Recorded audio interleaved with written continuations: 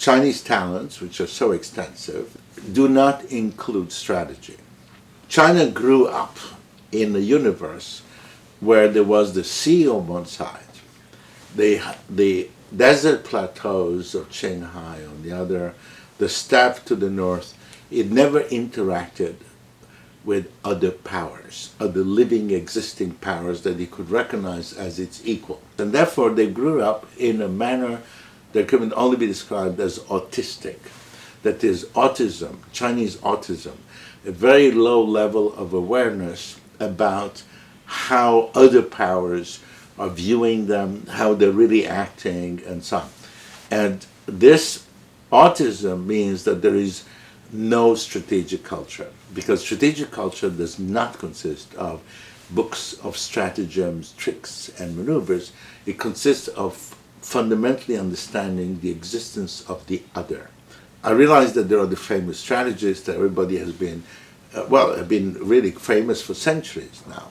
But when you read this text, it is absolutely not a book of strategy. It is a book of stratagems. It is a book of clever tricks. Now, clever tricks, the tricks are indeed clever, and they do work in the Chinese realm. And in fact, it's not by accident, that all of these references to ancient strategic wisdom, overwhelmingly, they are focused on the so-called warring states period, when you have different Chinese states. Now, this totally doesn't work when you're dealing with foreigners. The cruel logical strategy is that to avoid evoking adversarial reactions that will then block you in, if you rise very quickly economically, you have to balance it by being weak militarily.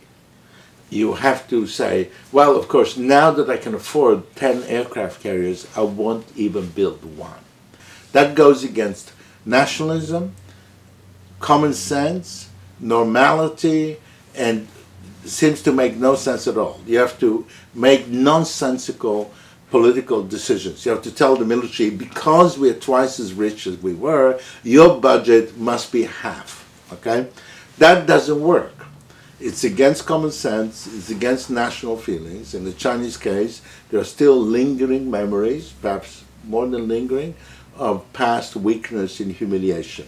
And yet the Chinese leaders, if they were sensitive and not autistic, sensitive to international world around them, they would make this decision, take the risk because the military will be angry, and say, because we're much richer, we must be much weaker.